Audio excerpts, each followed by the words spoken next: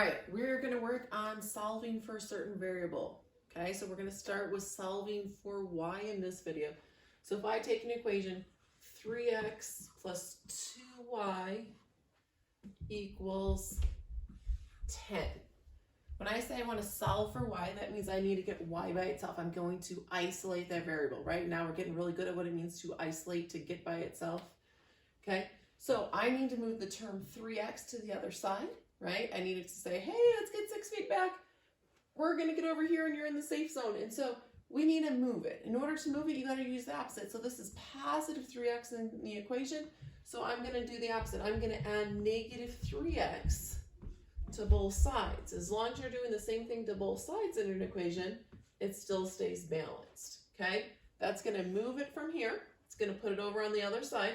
So I'm left with 2y equals negative 3x plus 10.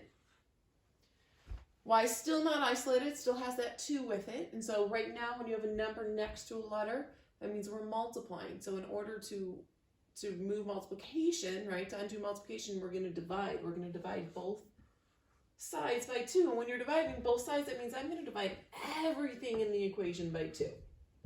Those will divide out and leave us with y, because 1y is the same thing as y. This I'm just going to leave as a fraction. It's okay that it's an improper fraction there. 10 divided by 2 is 5, so that one I can simplify. And so now y is by itself, and we could go and graph that if we were going to graph that, okay?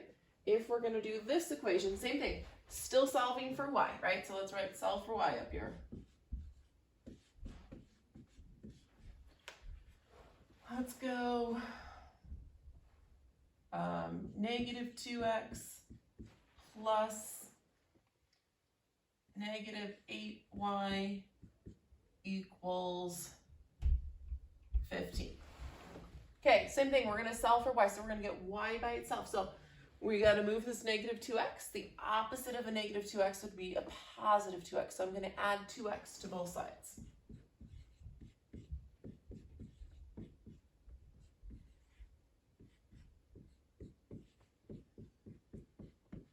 Okay, those 2x's add out because negative 2x plus 2x is 0. I leave it here. I like to put the x before the constant term because that's setting you up for slope-intercept form, right? That's the form we use to graph, okay? Same thing, we still need y by itself, so we need to divide everything by negative 8. Those divide out, leave you with y. 2 over negative 8, that can just be simplified. Still, we want it as a fraction because that's our slope. So 2 goes into 2 once. 2 goes in 8 4 times, so 2 eighths can reduce to 1/4 x. Plus, we're just going to pull our negative sign out front. We normally don't leave it in the denominator. You either put it with the numerator or you just pull it out front for fractions. Okay? And then this one, same thing. You either can leave it as negative 15 eighths or 8 can go into 15 once with 7 left over, so negative 1 7/8. This one is graphable. It's just going to be a little bit more of a challenge if you actually had to go and graph that. Okay, that's if we want y by itself. But maybe you actually want to solve the equation for x. Maybe you're going to use substitution method, and it's easier to get x by itself.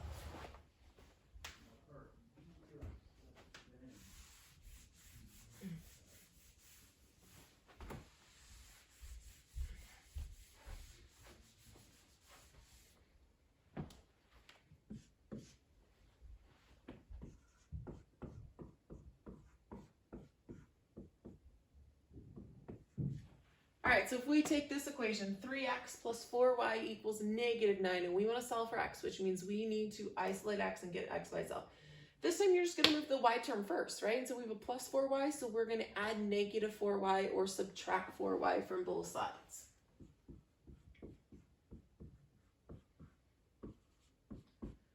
Positive 4y plus, I actually like to add negative 4y. Those are going to add up. So it's gone on the left side. Negative 9 and negative 4y, doesn't matter the order of this because it's not a graphing form. So you can put it in any order you want. They put this in parentheses to separate a plus and a negative sign. Okay, almost there. Still have the 3 in front of x. So a number times a letter, that means we're multiplying. To undo multiplication, we're going to divide everything by 3. Those divide out. X equals negative 9 divided by 3 is going to be a negative 3. And this you're either going to leave as negative 4/3 y, or if you wanted to, you could make it a mixed number. I'm going to leave it. If you made it a mixed number, it would be negative 1 1/3 y. Okay?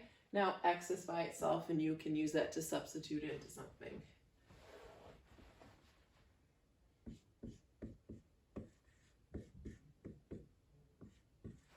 Okay, let's try one more. X plus 5y equals 12. This would be a good one for substitution because if x is by itself there, and so it kind of makes sense to solve for x in that equation. So we got to move the 5y to the other side. We're adding it, so now we need to add negative 5y or subtract 5y from both sides.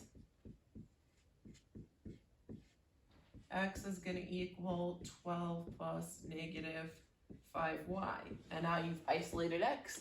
It is ready to substitute into the equation. Okay? Thanks for watching, and I will see you later.